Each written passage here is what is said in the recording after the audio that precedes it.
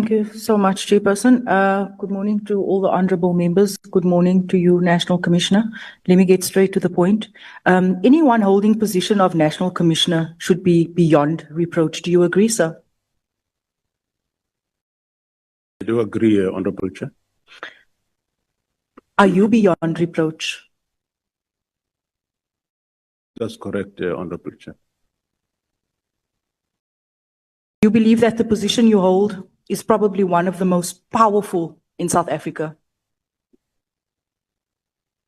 Well, that's correct. Is that correct?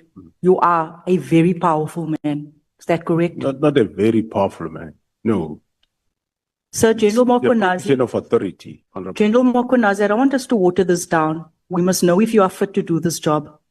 General Mokonazi in his statement said that you are probably one of the most powerful people in South Africa, and South Africans' lives are dependent and safety is dependent on you. So we can't have words such as probably or maybe or whatever. We need to know if you are fit for this position.